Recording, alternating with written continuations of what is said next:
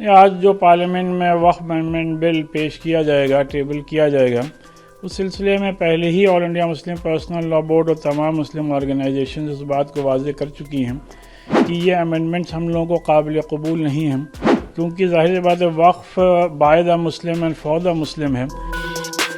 आज जो पार्लियामेंट में वक्फ अमेंडमेंट बिल पेश किया जाएगा, टेबल किया जाएगा, उस सिलसिले में पहले ही all India Muslim personal law board और तमाम मुस्लिम ऑर्गेनाइजेशन इस बात को वाज़ेह कर चुकी हैं कि ये अमेंडमेंट्स हम लोगों को काबिल कबूल नहीं हैं, क्योंकि ज़ाहिर बात है waqf by the Muslim and for the Muslim है, और उसमें अगर मुसलमानों ही की राय को इनकॉर्पोरेट ना की जाए, ना किया जाए और उनके सजेशंस को ना माना जाए, तो भी ज़ाहिर सी बात है ऐसे अमेंडमेंट्स का बेमानी हो जाते हैं, इसका कोई फ़ायदा बाय एंड लार्ज नज़र नहीं आता है। तो लिहाजा हम सबकी डिमांड तमाम मेंबर्स ऑफ पार्लियामेंट से ही है कि इस बात को यकीनी बनाएं कि ये पार्लियामेंट से पास ना हो, और जो वक्फ एक्ट ऑलरेडी मुल्क में लागू है वो मोर देन इनफ है for the better management and for the better protection and development of Waqf properties. Sir, तमाम राजनीतिक दल व्हीप जारी करके कहीं न कहीं विधेयक के खिलाफ आ रहे हैं। नहीं, जाहिर सी बात है जो भी पॉलिटिकल पार्टीज़ हैं जिन्होंने भी व्हिप जारी किया है, ये उनका अपना जाहिर सी बात इख्तियारात हैं, उस सिलसिले में हम लोग क्या कहें। लेकिन जो लोग भी ये समझते हैं कि हक़ और इंसाफ का क्या तकाज़ा है और वक्फ जो कि मुसलमानों के लिए है, bye the Muslim for the Muslims हैं, उसमें अगर मुसलमानों की राय को और मुस्लिम ऑर्गेनाइजेशंस की सजेशन को इनकॉर्पोरेट ना किया जाए, तो जाहिर सी बात है इसका क्या फ़ायदा होने वाला है। ये बातें सभी के सामने अब वाज़ेह हो चुकी हैं। Sir, all India Muslim personal law board के प्रवक्ता सैयद कासिम रसूल इलियास ने कहा है कि जिस तरह से यह बिल लाया गया है किसी भी लोकतांत्रिक व्यवस्था में यह गलत तरीका है। जिस तरह से जेपीसी का संचालन किया गया है वह गलत है। समिति में अन्य सदस्यों को नहीं सुना जा रहा है। यह बिल संविधान विरोधी है, यह भेदभाव पूर्व बिल है। नहीं, ये बात सही है कि जिस तरीके से हम लोगों ने तमाम बातें पर्सनल लॉ बोर्ड ने भी और मुख्तलिफ मुल्क मुस्लिम ऑर्गेनाइजेशंस ने कमेटी के सामने रखी, तो मीटिंग का मकसद ही यही हुआ करता है, कंसल्टेशन का मकसद ही ये हुआ करता है कि जो बातें कंसल्टेशन में आई हैं और जो राय स्टेक होल्डर्स की तरफ से आई है उनको भी सुना जाए, और न सिर्फ ये कि सुना जाए बल्कि उनको भी कानूनी शक्ल दी जाए, जो कि अफसोस की बात है नहीं हुआ है। देखिए, ऑल इंडिया शिया फसला बोर्ड ने बाकायदा अपना बयान पूरी तरीके से वाज़ेह कर दिया है और जेपीसी के सामने भी अपना पक्ष ऑल इंडिया शिया फसला बोर्ड ने रख दिया है। जिस तरीके से बिल को आज टेबल किया जाना है और 8 घंटे इसके ऊपर बहस होना है, तो अभी देखते हैं, बिल को आने दीजिए। बिल आएगा तो बिल आके देखते हैं कि इसके अंदर क्या होता है, क्योंकि अभी तो हमारे सामने कोई चीज़ है ही नहीं।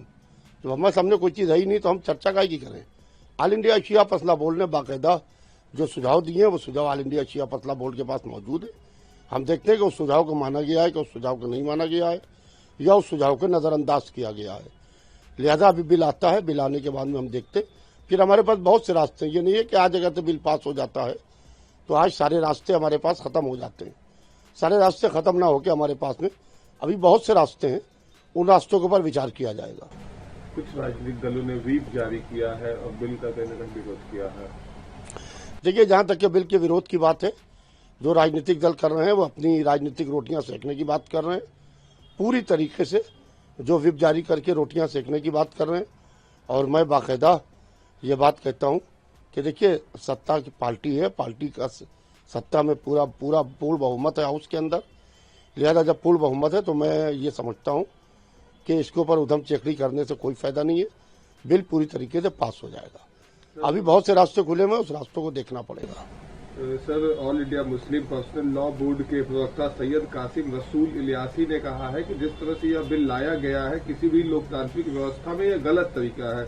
जिस तरह से जेपीसी का संचालन किया गया है वह गलत है। समिति में अन्य सदस्यों को नहीं सुना गया है। यह बिल संविधान विरोधी है, यह भेदभाव पूर्ण बिल है। देखिए, जहाँ तक कि all India Muslim personal board का सवाल है, मुस्लिम पर्सनल बोर्ड अपनी राय रख रहा है और मुस्लिम पर्सनल बोर्ड ने प्रदर्शन किया पूरी तरीके से, मगर उन्होंने अपनी पूरी राय जो रखना चाहिए थी प्रेस कॉन्फ्रेंस करके वो नहीं रखी। आज जिस दिन बिल टेबल होने जा रहा है, बिल पेश होने जा रहा है, उस दिन वो अपनी राय रख रहे हैं, तो उस वक्त उनकी राय को कौन सुनेगा। ये कम से कम 1 हफ्ता 10 दिन पहले की बात थी कि 1 हफ्ता 10 दिन पहले प्रेस कॉन्फ्रेंस करके बाकायदा अपनी राय को रखना चाहिए था। मगर अब ये बिल आ जाने दे, जब बिल आ रहा है तो उसके बाद में देखते हैं। अभी हमारे पास सुप्रीम कोर्ट का दरवाज़ा है, सरकार से पुनः विचार का दरवाज़ा है, बहुत से दरवाजे हैं, उन दरवाज़ों को अभी खटखटाया जाएगा। लिहाजा इस पर घबराने की और परेशान होने की ज़रूरत नहीं है। मैं उम्मीद रखता हूं कि इंशाल्लाह वक्फ संशोधन बिल पार्लियामेंट में आज पास हो जाएगा, और मैं खुदा से यही दुआ करता हूं कि अल्लाह इसको पास करा दे ताकि मुसलमानों की गुर्बत का खात्मा इस बिल के ज़रिए हो जाए।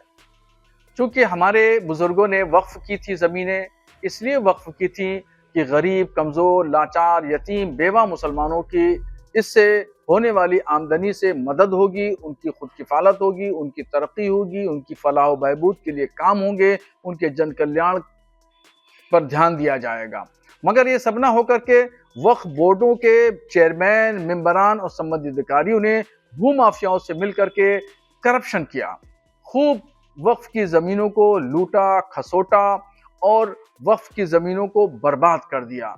अब उम्मीद जगी है कि वक्फ संशोधन बिल आने से इन तमाम चीज़ों पे रोक लगेगी, लगाम लगेगी, और जिस जायज़ मकसद के लिए हमारे बुज़ुर्गों ने, खैर के काम के लिए हमारे बुज़ुर्गों ने जो ये ज़मीनें वक्फ की थी, उस जायज़ मकसद में खर्चा किया जाएगा और उसमें लगेगी, तो उसमें एजुकेशन है, फलाह बहबूद के काम हैं, वो सब काम होंगे।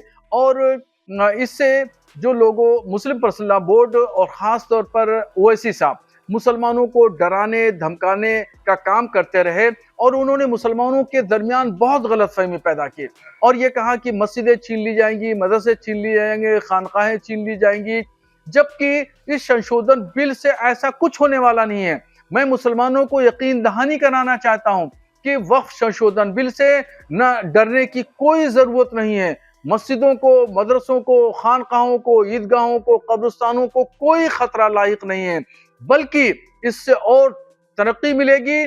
और मेरा दावा है कि अगर वक्फ की प्रॉपर्टीज से होने वाली आमदनी जायज तरीके से गरीब, कमजोर मुसलमानों के लिए खर्चा की जाए, तो मेरा दावा है, चैलेंज है कि पूरे हिंदुस्तान से कोई भी मुसलमान गुर्बत ज़्यादा नहीं रह जाएगा। मुसलमानों की गुर्बत खत्म हो जाएगी। चौराहों पर मुसलमानों और बुर्का पोश खवातीन जो भीख मांगती हैं, वो भीख मांगती हुई नजर नहीं आएंगी। सब अपने पैरों पे खड़ी होंगी, खुद कफील होंगी। इसलिए मुझे उम्मीद है और कवी उम्मीद है कि इंशाल्लाह ये बिल पार्लियामेंट में पास होगा।